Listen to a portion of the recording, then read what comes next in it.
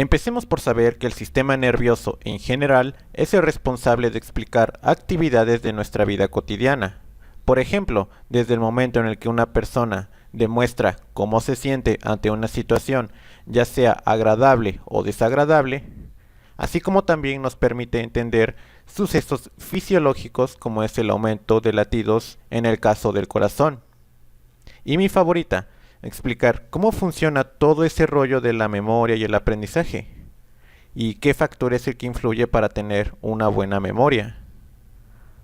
En fin, todo esto se responde gracias a unas moléculas muy importantes llamadas neurotransmisores. En estos momentos te estarás preguntando, ¿qué es un neurotransmisor? Bien, no necesitamos una definición, como siempre digo, exageradamente larga para entender este tema. Simplemente entendamos que son mensajeros químicos, cuya participación es en la neurona. Estos mensajeros son sustancias químicas, las cuales intervienen en la transmisión de impulsos nerviosos. Porque como recordarán, nosotros tenemos millones de neuronas y cada una de ellas realiza el proceso de sinapsis. Y es gracias a este proceso que, en consecuencia, se liberan neurotransmisores. Ahora, planteémonos esta pregunta. ¿Cómo es que la neurona es capaz de liberar neurotransmisores? Bueno, basándonos más en su anatomía de la neurona, notamos que al final de la neurona hay una pequeña brecha y un ligero espacio en el que llega dicha información. En esta imagen podemos notar el sitio donde se realiza, y es así que cuando hay una señal eléctrica llega al final de una neurona, la cual desencadena una liberación de pequeños sacos, llamados vesículas. En esta imagen podemos observar mejor las vesículas de una neurona. Y sí, son estos puntitos que están marcados de amarillo. Y lo que podemos decir principalmente sobre las vesículas es que aquí es donde se encuentran los neurotransmisores. Porque como recordaremos, las vesículas son sacos o bolsas. Estos sacos que están aquí se encargan de dejar su contenido en la sinapsis, donde los neurotransmisores se mueven a través del espacio hacia las células vecinas. Una cosa muy importante que no debemos olvidar es que las células contienen receptores. Eso sí, ya de por sí, sabemos que todas las células contienen receptores. Y estos receptores son muy importantes, ya que aparte de ser el lugar donde se llega el mensaje, también estos se encargan de desencadenar cambios. Por ejemplo, puede experimentar cambios ya sea que se excite o que se inhiba una neurona receptora. Todo esto depende del tipo de neurotransmisor que es. Porque a final de cuentas, y solo para poner un ejemplo, para que se entienda mejor, los neurotransmisores actúan algo así como una llave y el sitio del receptor actúa como un candado, y lo único que se necesita es girar hacia la derecha para abrir los bloqueos específicos, y después de todo haya una respuesta. Es por eso que en ocasiones los neurotransmisores se pueden unir a receptores y provocar una señal eléctrica.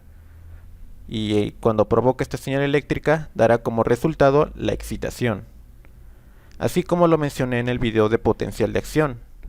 En otros casos, el neurotransmisor puede realizar la función contraria, es decir, en lugar de activar una señal, tratará de bloquear la continuación de esta señal, para que así ya no continúe llegando el mensaje y no se llegue a transmitir.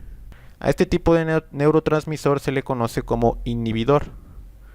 Y como todo en la vida, cada neurotransmisor debe tener un inicio y un fin, y una vez que cumple su trabajo, puede ser degradado o desactivado por enzimas. O también puede llegar a ser recuperado por el axón de la neurona que lo liberó en un proceso llamado reabsorción. Ya una vez entendiendo su mecanismo de forma básica, ahora sí podemos clasificar a los neurotransmisores, para que se entienda de una mejor forma. Hay tres tipos de neurotransmisores. Tenemos neurotransmisores excitatorios, neurotransmisores inhibitorios y finalmente neurotransmisores moduladores. Empecemos con los neurotransmisores excitadores. Estos tipos de neurotransmisores se caracterizan por tener efectos excitadores sobre la neurona, lo que significa que aumenta la probabilidad de que una neurona active un potencial de acción. Algunos de los principales neurotransmisores excitadores incluyen epinefrina y norepinefrina. La epinefrina comúnmente es conocida como adrenalina. Luego tenemos a los neurotransmisores inhibitores.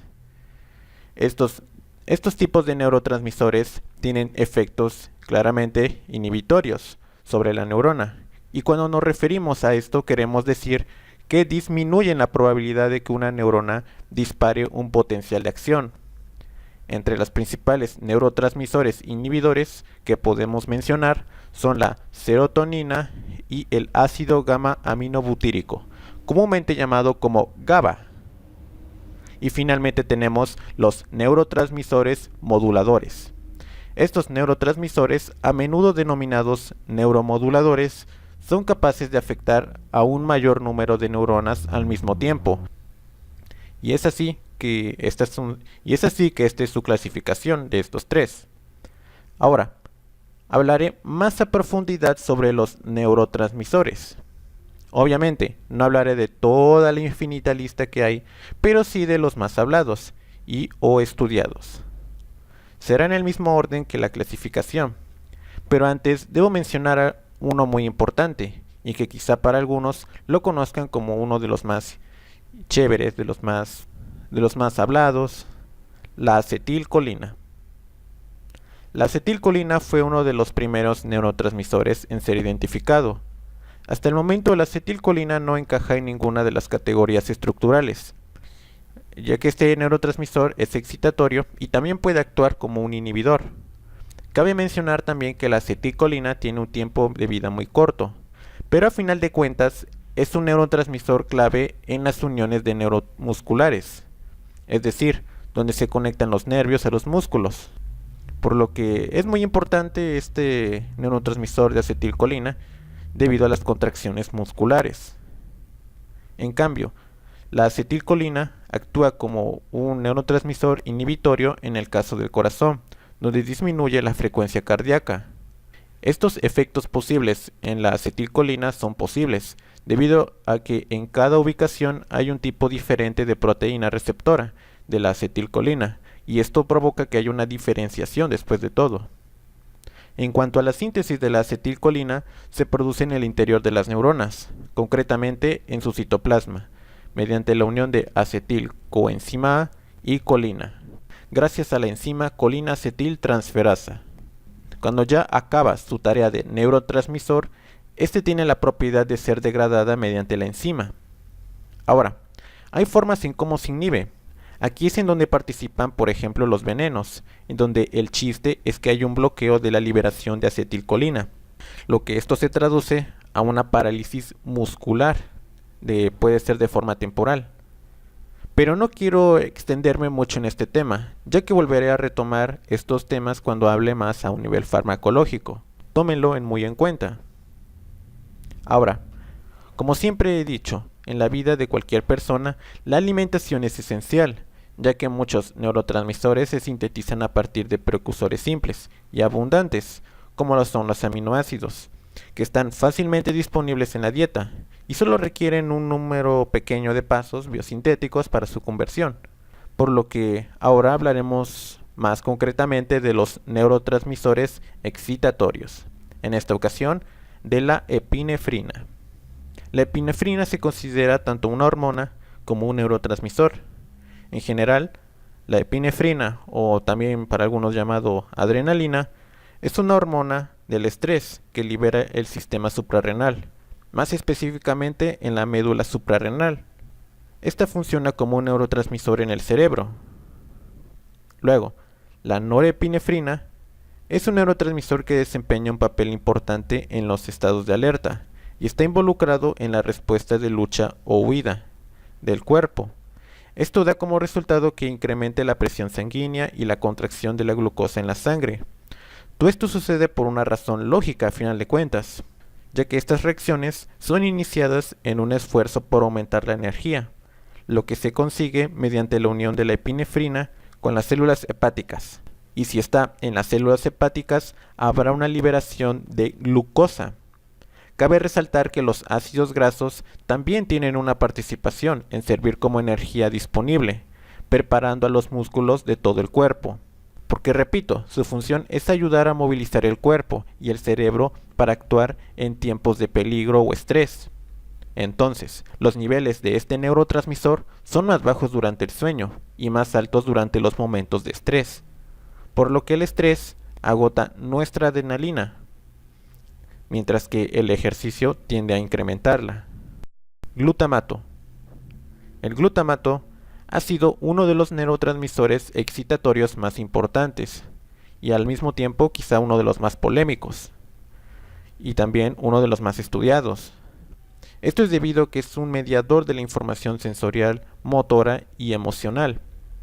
Antes de que me suelte a decir un montón de chorradas y hablar de todo a lo loco, ¿qué les parece si primero vemos cómo se origina el glutamato? Para tener un orden y explicar poco a poco y más a detalle sus funciones. Bueno, todo comienza a partir del consumo de glucosa, o sea, de la alimentación. Como saben, ocurre todo el proceso de glucólisis, el cual se realiza en la célula, entrará a ciclo de Krebs hasta formar una sustancia llamada alfa-cetoglutarato.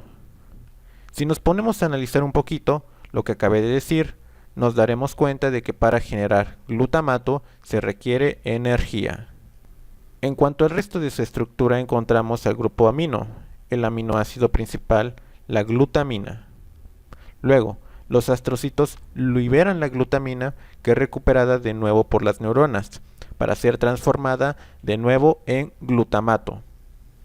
Ahora, ¿qué pasa si liberamos nosotros el glutamato?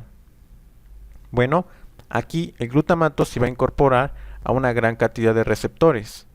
Unos serán ionotrópicos, o sea, de canales de iones, y otros metalotrópicos, a segundos mensajeros. En estos no nos enfocaremos tanto, principalmente nos enfocaremos más en los ionotrópicos. Los ionotrópicos tienen una función muy particular, porque tenemos aquí un receptor muy importante, el cual es AMPA y el NMDA. Ahora, enfocándonos más en el receptor AMPA, ya una vez abierto, entran las moléculas que están en el exterior. Como recordaremos, hay grandes cantidades de sodio. Estas cantidades de sodio quieren entrar adentro de la neurona hasta generar un potencial de acción. Y como sabremos, efectivamente sí, logra un potencial de acción. Y para ello pues aumenta la carga de milivoltios, cuando estaba en negativo y cuando ahora está en positivo. En cuanto al receptor NMDA, se encuentra bloqueado por una molécula de magnesio. Pero no se preocupen, porque gracias a la función del receptor AMPA y a la entrada de sodio, que como recordaremos es una molécula muy positiva que entra a la neurona, logra desaparecer estas moléculas de magnesio. Y ahora el receptor NMDA estará en función. Y su función es casi igual que la del AMPA, solo que el NMDA permite la entrada de calcio en una mayor proporción y el sodio es en una menor proporción. Y también una cosa que se diferencia de estos dos receptores es que el NMDA, su función tiende a ser más prolongada que la del AMPA. Como resultado, a final de cuentas, la neurona tendrá mayores receptores AMPA y de esa manera ayudará a fortalecer más las neuronas. Esto también ayuda a fortalecer más a la memoria y el aprendizaje. Así que esta es otra razón muy importante de por qué tienes que tener buena alimentación y por qué la alimentación influye mucho con los niveles de memoria y el aprendizaje. Ahora, hablaremos sobre los neurotransmisores inhibidores. En este caso, iniciaremos con el ácido gamma aminobutírico. Como sabemos, es un neurotransmisor que frena los neurotransmisores excitatorios. Por norma general, se obtiene a partir del glutamato, que obtenemos de nuestra alimentación o mediante la síntesis del mismo. El GABA afecta directamente al sistema nervioso central, reduciendo la actividad cerebral. Por lo tanto, interviene en el desarrollo del sueño, la relajación y la percepción del dolor, por lo que nuestro organismo combate de esa manera los efectos del estrés y el insomnio. Existen efectos de otras funciones menos conocidas. Por ejemplo, Una que no es tan conocida es que favorece al sistema inmunitario y libera la somatropina. La somatropina es conocida como la hormona del crecimiento e interviene en el desarrollo muscular. Dopamina. La dopamina juega un papel muy importante en la coordinación de los movimientos corporales. La dopamina también está involucrada en la recompensa, la motivación y las adicciones. Varios tipos de drogas adictivas, por ejemplo, aumentan los niveles de dopamina en el cerebro. La enfermedad de Parkinson, que es una enfermedad degenerativa que produce temblores y alteraciones del movimiento motor, es causada por la pérdida de esta misma, que hay una pérdida de dopamina. Nota aparte. Como recordarán, existe una estructura llamada tronco encefálico, que se encuentra abajo de nuestro encéfalo. En esta nos enfocaremos más en una estructura llamada mesencéfalo. Este mesencéfalo tiene una sustancia a estos alrededores, aquí podrán verlo mejor en esta imagen, se le conoce como sustancia negra. Aquí podemos encontrar la sustancia negra y aquí es donde se encontrará de hecho también dopamina. En cuanto a la serotonina, juega un papel muy importante en la regulación y modulación de los estados de ánimo, el sueño, la ansiedad, la sexualidad y el apetito. Los inhibidores selectivos de la recaptación de serotonina, generalmente conocidos como ICRC, son un tipo de medicamento antidepresivo, comúnmente recetado para tratar la depresión, la ansiedad, el trastorno pánico y ataques de pánico. Los ICRS funcionan para equilibrar los niveles de serotonina, al bloquear la recaptación de serotonina en el cerebro, lo que puede ayudar a mejorar el estado de ánimo y reducir esos tan malos y conocidos sentimientos de la ansiedad. Y de esta manera finalizo el tema de los neurotransmisores. Pregunta: ¿cuál es la función de la acetilcolina y de la dopamina? Espero tu respuesta en los comentarios. Bueno chicos, espero haberlos ayudado a comprender bien este tema. Y nuevamente les digo que espero verlos en un próximo video, con nuevos temas y nuevas experiencias. Cualquier duda o comentario ya saben que me lo pueden hacer, reclamaciones o lo que sea. Sin nada más que agregar, nos vemos hasta la próxima.